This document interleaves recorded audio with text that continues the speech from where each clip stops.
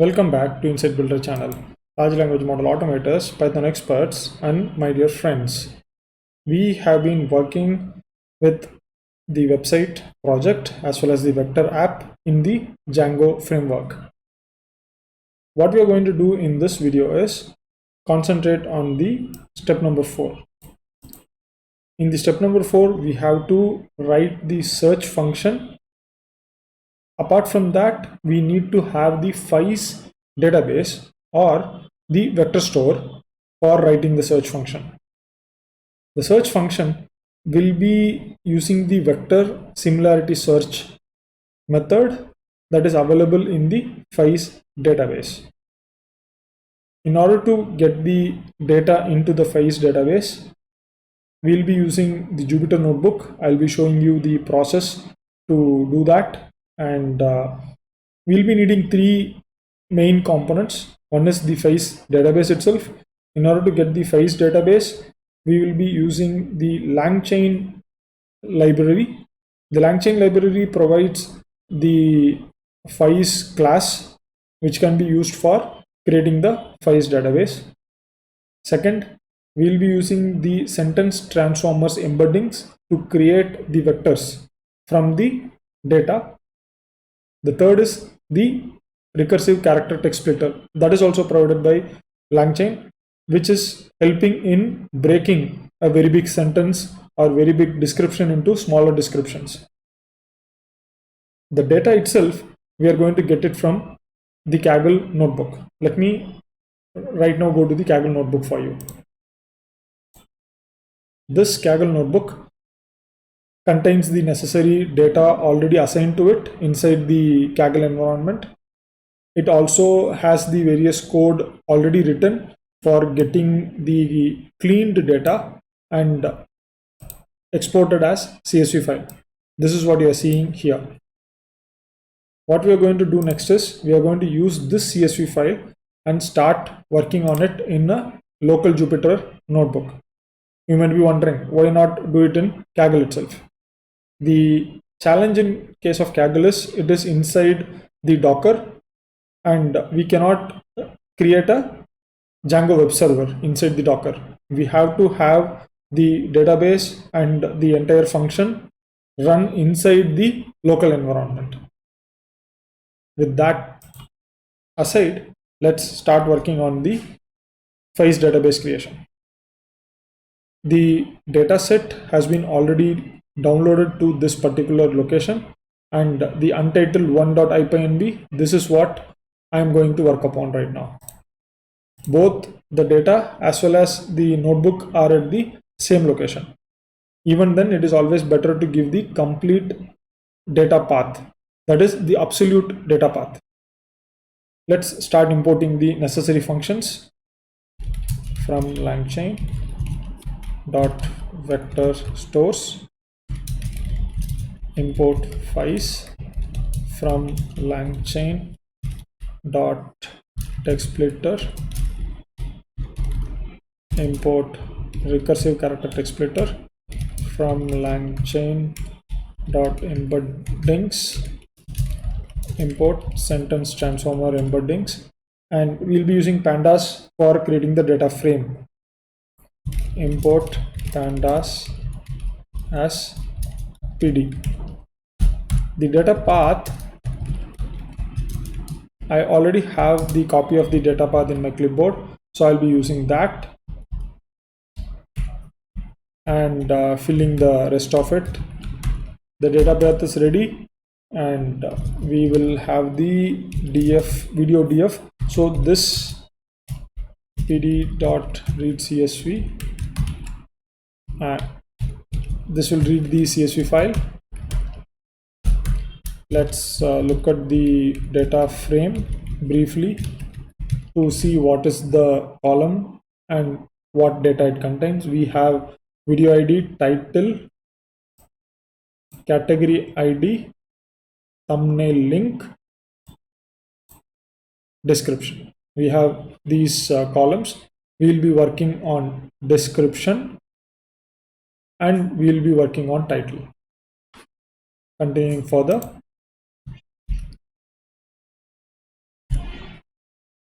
we have to ensure that the description that we are going to use is free of null values. In order to do that, I am going to use the pandas functions and methods. I'm not going to explain to you what exactly is happening. However, I can just tell to you that this particular function is going to remove all the null values. Description is NA. So this will search for all the null values and it will remove it. And then it will assign the remaining rows into the updated data frame.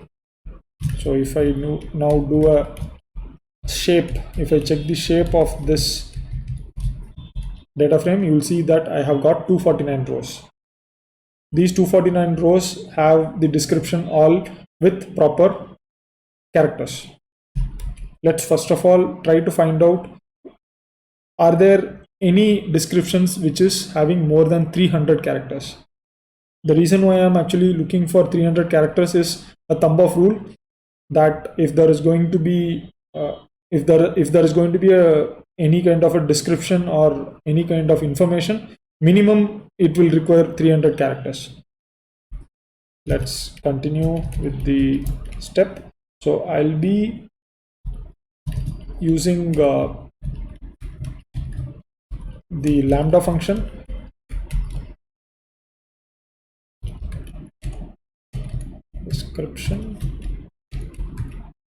Description apply lambda x length of x is greater than 300,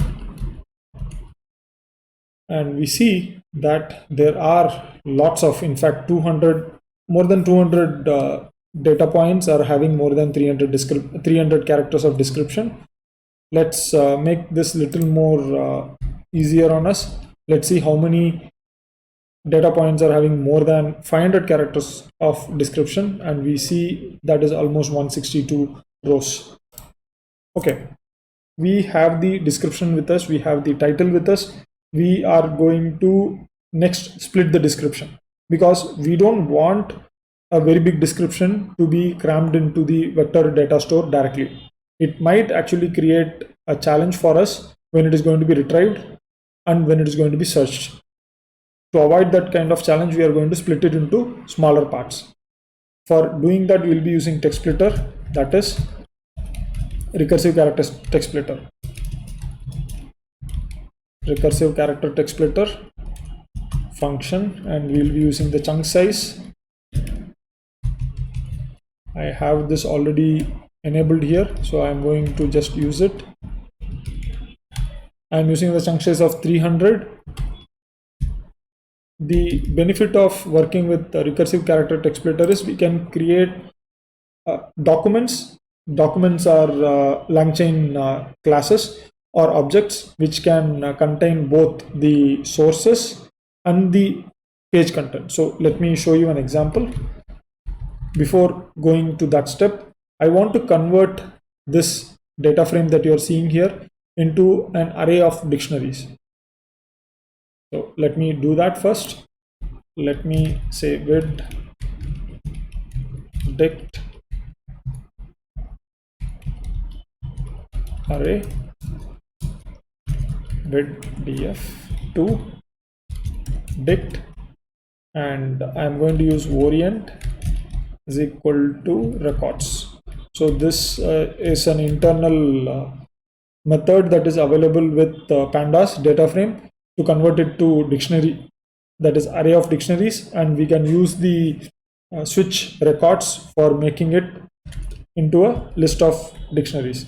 So if I now take a look at the first element of this array, you will see that it has got video ID, title, category ID, thumbnail, link, and description. These are the various columns that you saw at the top. Now these act as a key inside the dictionaries. So this is how it gets changed. Now we can access the title and the description, entire description, by calling at the key directly. In this way, it will be much more easier for me to manipulate the manipulate this data set. So here you can see the title and description. Excuse me. Here you can see the description. Next, what I'm going to do is I will take the description and I'm going to split this. This is a small description. I'm going to split it and see how it works.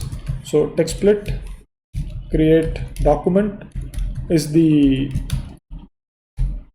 method, and I'm going to position this inside this, and I need to ensure that it is a array. So the create documents, as the method itself is suggesting plural, you need to give the list of documents, not just a single element. It will not work, so you have to convert it to list. Once you convert it to list, you will see that it is splitting into documents, multiple documents, and also you can assign metadata. So if you are going to assign metadata to this, you can create the metadata list again. It should be a list, and we are going to say source. Inside the source, we are going to assign the title. So let me take this completely and let me paste it here and change it to title. Let me close this and then close the array also. Now I have completed the entire code, and if you see, I have the additional source here with the data, with the title of the video. What we are going to do is we are going to take all the descriptions, that is 249 descriptions, and convert it into documents like this. So we'll be using the for loop for this, and sending all the split documents into the documents array. Let's say for vid in vid dict array. I am going to make my life little bit easier, and I'm creating two more variables inside the loop. Description vid description, and then I'm going to split the description. For that, I'm going to use text split, create documents, and the description will go here. In the metadata, I will be using the list again, but this will have the source, and in the source I will be attaching the title. Okay, and this temp will contain multiple smaller documents, because this will split this particular single description, right? So it will have multiple smaller list of documents, so like this. So we are going to use the array extend method. So documents, we will not be using the append, we will be using extend. In that way, each series or each list that gets created will get appended or will get added to the end of the documents array, document list. So it is now done, and if I execute the length of documents, you can see how many documents are there. There is 978 documents available. If you want to take a look at any random document, you can do that. Let us say 200th document, and you'll see that it has got a single it is a single data, and it is talking about this particular title. Okay, let's continue further. Next, we have the documents with us. We need to push this into the FAISS data store. For that, we need to first of all create the embedding function. We need to call the sentence transformer class. We need to give the model name. The model name is sentence transformer all mini LM L6v2. So this is the model name, and once you call this particular class and give the model name will be downloaded to your local environment. The model will be placed inside your home directory, inside the .catch folder. The .catch, if you are in Linux, will be hidden, If you are in Windows, anyway, this cache folder will be hidden. Make the folder visible, and then you can back up the torch folder inside the cache folder. So keep this in mind, that you don't need to download the transform model again and again. So once you download it, it will be there in your local environment. We need to call the FAISS database. So for that, we will create the vector db is equal to FAISS, and I am going to use from documents. Documents is equal to documents array, or the list that we created. Embedding is equal to embedding function that we created right now. And once you give this information, the vector database is created. To make the vector database persistent, you need to use the method save local. In the save local, you can give the database name as vector database like this. You can give any name that you like. It will create a folder. So if I execute this, after this you can go to the local folder. You'll see that there is a folder called vector underscore database. If you double click it, it will have two files. So ignore this file. This should not be there here. Delete. So only these two files will be there. Next, what we are going to do is, in order to load this folder again, what you need to do is, if you are going to say new db, you need to say FAISS. You need to create a new variable, and you need to call load local. You need to provide the database folder name, and then you also need to provide the embedding function. So this should be the folder path. Once that you provide that, you will be able to get the new database. Just to show you how to query the new database, you have to just say use the similarity search method, and I'm going to ask what is the news on coffee. So there is a news on coffee about the coffee demand is going to increase. So they are expecting that coffee will not be sustainable in quite some time.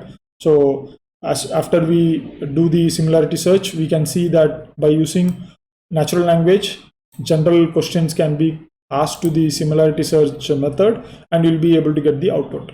So the idea here is, we have the document with the text content as well as the sources. So you see the source here. All this array of data that you have got here, we can place it inside the front end, that is the HTML page, and we can make it look more beautiful and more consumable. For that, we have to create the HTML pages. That we will look into the next step. I believe that you have understood the entire process of creating the vector store, getting the data set ready. We saw how the data set was made ready, and you saw how I had already cleaned most of the data set. You can also think about the process. If you're having any kind of data set, you need to also go through the same steps, where you will have the description, or you will have your own sources, and you will have your own data that you want to embed. In this case, the embedding was done only on this description. It was not done on the title. Keep that in mind. Title was only used as the source, meaning whenever, let me go down. Whenever I am doing a similarity search, this particular query will only work on this particular page content. It will not work on the metadata. The metadata will be coming out as a additional support, which you can use for your own references. It will not be embedded internally. So this is for your understanding. Next step is, once you understand this, you know it is an array of text and sources data. We are going to use this in our Django template language, and we are going to populate our front end. Till the next video, stay tuned guys. Have a good time.